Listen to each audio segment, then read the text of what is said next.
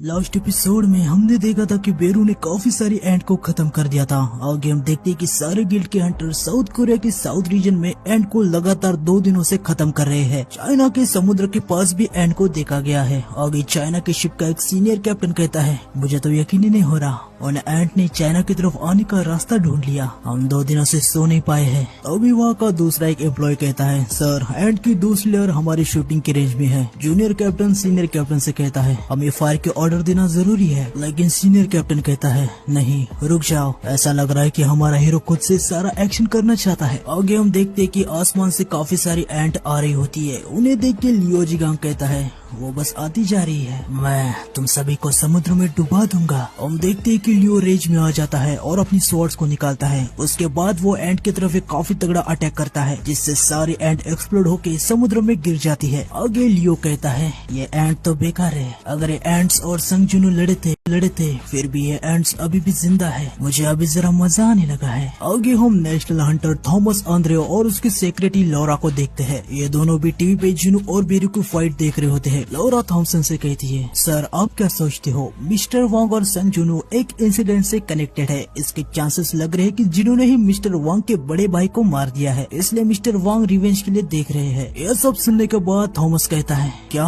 उनका रिश्ता ऐसा है? लौरा कहती है, मुझे तो ऐसा ही लग रहा है। थॉमस कहता है, अब इतना कुछ हुआ है, इससे संग जुनू से मिलना और भी ज्यादा मुश्किल हो गया। ये सच्ची काफी बुरा है, मैं सच में उससे मिलना चाहता था। लौरा थॉमस से पूछती है, अगर उन दोनों की कभी फाइट हो जाए तो आप क्या करेंगे? थॉमस उसे कहता है, लौरा तुम अभी भी मुझे जान नहीं पाए है ना। मिस्टर वोंग स्कैवेंजर गिल्ड की प्रॉपर्टी है और स्कैवेंजर गिल्ड मेरा है। अगर कोई भी मेरी प्रॉपर्टी के साथ छेड़छाड़ करता है तो अगर वो यूएसए की गवर्नमेंट भी होगी तो भी मैं उसे नहीं छोड़ूंगा। आगे में जेजू आइलैंड रेड की तीसरी रात को दिखाते हैं, जहाँ सोल्जर्स जेजू आइलैंड की रेड में एसेंस स्टोन कलेक्ट करने के लिए आए थे। साथ ही कुछ गड़बड़ हो जाए तो नाइट गिल्ड के हंटर भी इन्हें बैकअप देने के लिए आए थे। आगे जोंगसू कहता है, एक ऐसा इंसान था जिसकी किस्मत उसका कभी भी साथ नहीं देती थी। ये सुन के उसका असिस्टेंट कहता है, अब क्या कह रहे हैं? आगे जोंगसू कहता है, उसे जो चाहिए था उसके लिए उसने अपना बेस्ट ट्राई किया। उसका एक गोल्ड मेडलिस्ट बनने का सपना था। स्ट्रॉन्ग बनने के लिए उसने कड़ी मेहनत की। उसने डाइट भी किया ताकि लोअर वेस्ट डिवीजन में हिस्सा ले पाए। उसने काफी सारी इंटेंस ट्रेनिंग को भी सहन किया। अब बस उसे ओलंपिक में हिस्सा लेना बाकी था।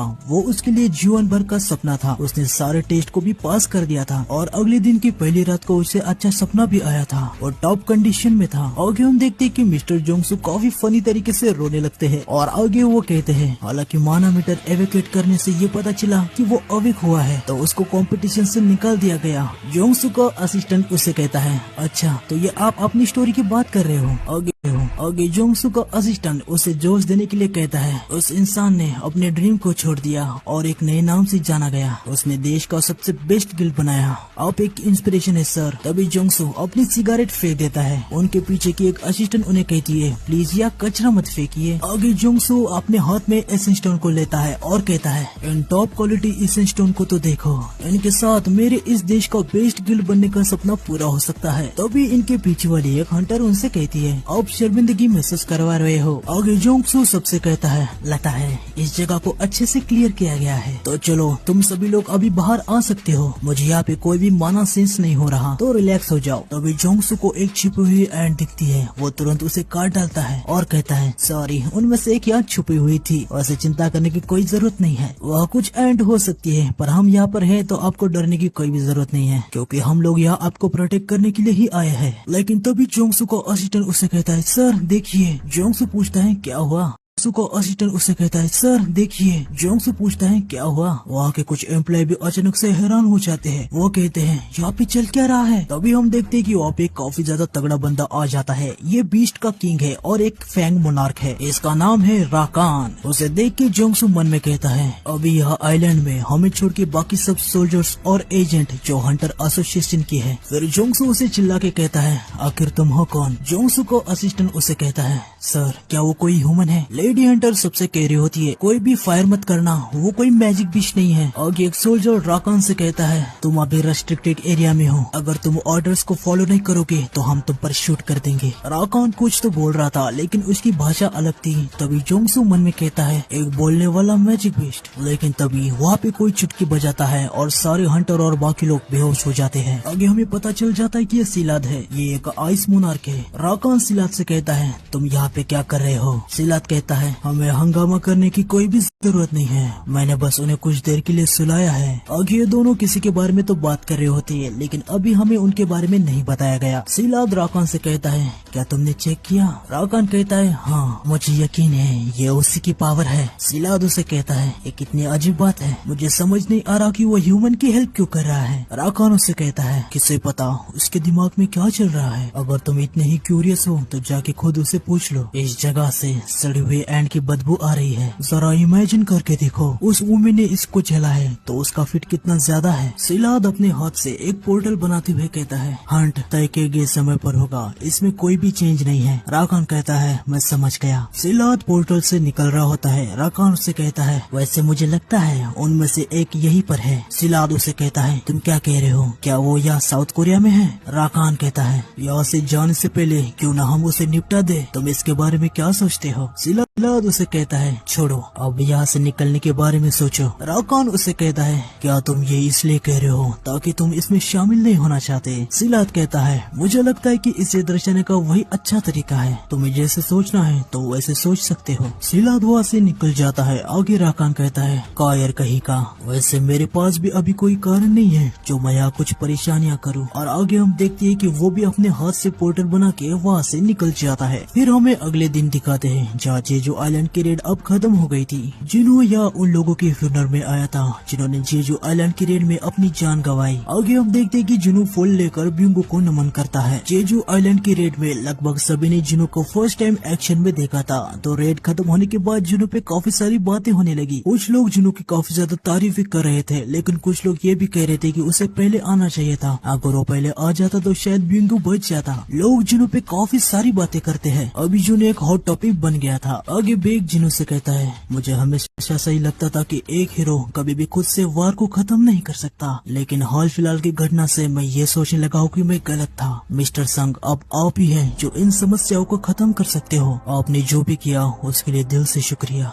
जुनू वहाँ से जाने लगता है। थोड़ा आगे जाके वो पीछे मुड़ के चैन को देखता है और चैन भी उसे ही देख रही होती है। अचानक से जिनू ने चैन को देखा तो चैन एकदम से अपने सिर को आगे कर देती है और वो काफी ज्यादा ब्लश करने लगती है। हालांकि जिनू को इसके बारे में कुछ भी नहीं पता था, वो अलग सा ही मुंह बना लेता है। फिर आगे नरेटर हमें बताता है जेजू आइलैंड की 5th रेड पे टोटल 4801 हंटर ज्वाइन हुए थे, साथ ही 727 अवेक सिविलियंस थे जिन्हें आर्म्स कहा गया था। टोटल 64 अवेक और 32 सिविलियंस इस बैटल में मारे गए। मरने वालों की संख्या निराशाजनक थी, लेकिन कम से कम पिछले 4 रेड से इस रेड में मरने वालों की संख्या कम थी। आगे हम मिस्टर गो और जिनू को देखते हैं। मिस्टर गो जिनू से कहते हैं तो तुम अपना गिल्ड बनाने जा रहे हो। सर्टिफाइड यस रैंक हंटर को गिल्ड मास्टर लाइसेंस की कोई भी जरूरत नहीं है, तुम्हें बस एसोसिएशन में एक कॉल करना होगा, बाकी हम सब संभाल लेंगे। जिनू उन्हें कहता है ठीक है। जिनू मन में कहता है अब जब मैं एक एस रैंक का हंटर बन चुका हूँ तो मुझे इन बातों पे ध्यान देना चाहिए कि एक एस रैंक हंटर को क्या क्या फैसिलिटीज मिलती है। मिस्टर गो जिनू से पूछते हैं वैसे क्या तुमने जेजू आइलैंड पे कोई बैरियर जैसा स्पेल लगाया था क्या? जिनू उनसे कहता है मैं कुछ समझा नहीं। मिस्टर गो बताते हैं हमने सोल्जर्स और हंटर को जेजू आइलैंड में एसेंस स्टोन कलेक्ट करने के लिए भेजा था, पर वो सारे बेहोशी की हालत में मिले।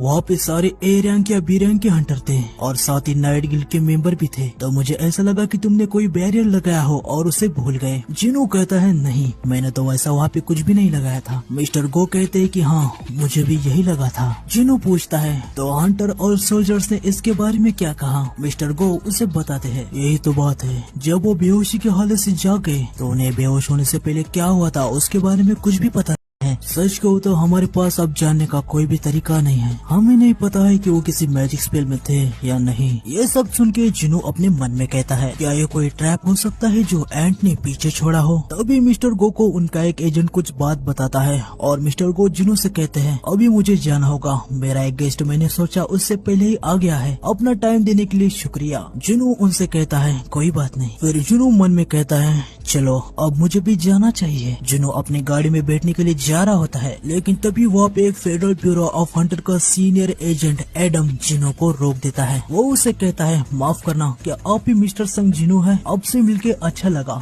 मिस्टर संग, मेरा नाम एडम व्हाइट है और मैं फेडरल ब्यूरो हंटर का एक सीनियर एजेंट हूँ। एडम अपना आइडेंटिटी कार्ड जिनो को दिखाता है। जिनो मन में कहता है, फेडरल ब्यूरो का सीनियर एजेंट आखिर यहाँ पे कर क्या रहा है? आगे एडम जिनो से कहता है, आप सिर्फ मुझे एडम कह के बुला सकते हैं, प्लीज ऐसे अचानक आपके सामने आने के लिए मुझे माफ कर देना, लेकिन आपसे मिलना काफी मुश्किल है। मैं आपके ऑफिस में भी रुका था। ये सुन के जिनो अपने मन में कहता है, ये मेरे ऑफिस में गया था, क्या ये वही बंदा तो नहीं जिसके बारे में यू जिनो ने मुझे बताया था? जिनो एडम से पूछता है, आपको मुझसे क्या काम है? एडम कहता है, मिस्टर संग, मुझे आपको एक इन्फॉर्मेशन बतानी है। जिनो पूछता है, कैसी इन्फॉर्मेशन? एडम बताता है, पूरी दुनिया में ऐसा कोई देश नहीं है और कोई ऐसा इंस्टीट्यूट भी नहीं है जो ये इन्फॉर्मेशन आपको देगा जो हम देने वाले हैं। जिनो उनसे पूछता है, तो ऐसी इन्फॉर्मेशन आप मेरे साथ क्यों शेयर करना चाहते हो? एडम बताता है, ऐसी इन्फॉर्मेशन आप जैसे स्पेशल व्यक्ति के साथ शेयर करने से हमें बेनिफिट मिलते हैं। वैसे मैं अकेला था जो आज आपसे मिलने वाला था, लेकिन ऐसा लगता है जेजू आइलैंड के रेड के कारण हमारे डिप्यूटी डायरेक्टर भी आपसे मिलना चाहते हैं। मैंने सोचा भी नहीं था कि ऐसा कुछ होगा। डिप्यूटी डायरेक्टर बाकी सब आपको डिटेल में बता देंगे। मेरी कार पास में ही है, क्या आप उनसे मिलना चाहोगे? जिनो मन में कहता है,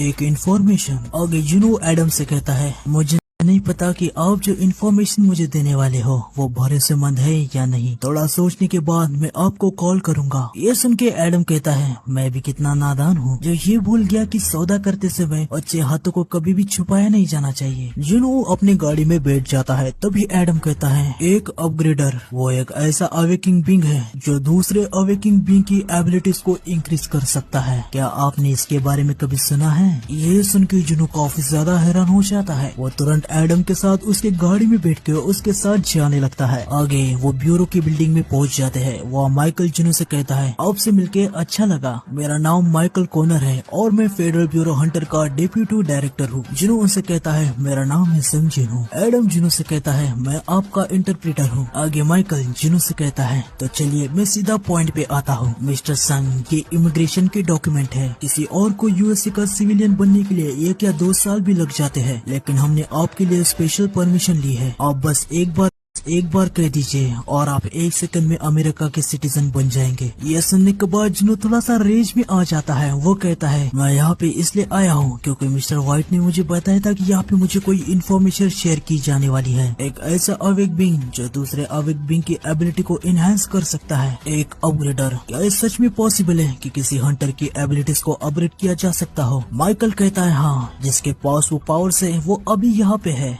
माइकल एक मेंबर से कहता है, मिस सेलनर को अंदर आने को कहो। आगे हम मिस सेलनर को देखते हैं। उसे देख के जिनो अपने मन में कहता है, मैं ये कह सकता हूँ कि वो दूसरे अवेक बींग से अलग है। आगे माइकल मिस सेलनर से कहता है, मिस सेलनर, मिस्टर संग को अपने पावर के स्कोप के बारे में जरा बताइए। मिस सेलनर जिनो से कहती है, अभी तुम इसके बारे में काफी ज्यादा उलझन में होगे। जब कोई भी पहली बार मुझसे मिलता है तो ऐसा ही सवाल वाला लुक देता है। हालांकि तुम्हें जब मेरी पावर की झलक मिलेगी उसके बाद तुम और भी ज्यादा की मांग करोगे। मिस सेलनर जिनो के काफी ज्यादा क्लोज आ जाती है। ये देख के माइकल थोड़ा डरने लगता है। आगे मिस सेलनर जिनो से कहती है, शायद तुम्हें इसके बारे में तो पता ही होगा कि एक अवेक हुआ हंटर की स्ट्रेंथ की एक लिमिट होती है और कोई भी हंटर उनकी लिमिट्स के आगे नहीं जा सकता। एक अवेकन बींग की रैंक हमेशा सेम ही होती है तब तक जब तक वो दूसरी अवेकनिंग से नहीं गुजरता। ये सच्चाई सारे हंटर को पता है। ये सब सुनने के बाद जिनो कहता है, तो क्या आप उसे चेंज कर सकती है? मिस सेलनर कहती है, हाँ, मेरे पास ऐसी पावर है जो अवेक हुए बींग को उनके पोटेंशियल से भी आगे ले जा सकती है। इसके लिए 3 स्टेजेस की प्रोसेस है जिससे मैं उनकी लिमिटेशन को बढ़ा सकती हूँ। मुझे ये तो पता नहीं है कि इस पावर को क्या कहा जाए। मैं सोचती हूँ मैं एक जबरदस्ती की रीअवेकनिंग परफॉर्म कर रही हूँ या फिर किसी का असली पोटेंशियल बाहर निकाल रही हूँ। तभी माइकल कहता है इन्होंने जो कुछ भी कहा वो सब सच है। हालांकि मिस सेलर जब भी इस पावर का यूज करती है तो उन्हें लंबे समय तक का रेस्ट चाहिए होता है। सिर्फ 3 या 4 लोग ही साल में इनकी एबिलिटीज का लाभ उठा पाते हैं। ये सुन के जिनो अपने मन में कहता है क्या मैं उन 3 या 4 लोगों में से एक होने वाला हूँ? अगर वो सच कह रही है तो उनके पास तो काफी तगड़ी एबिलिटी है। जिनो मिस सेलर से कहता है ये प्रोसेस रियलिटी में कितनी ज्यादा इफेक्टिव है। मिस सेलर बताती है ये हर इंसान के लिए अलग अलग होती है। सारी 3 प्रोसेस के बाद जिस व्यक्ति के साथ ये प्रोसेस किया है उसने अपनी स्ट्रेंथ 20 या 30% से बढ़ी हुई महसूस की है। ये सुन के जिनो थोड़ा हैरान हो जाता है।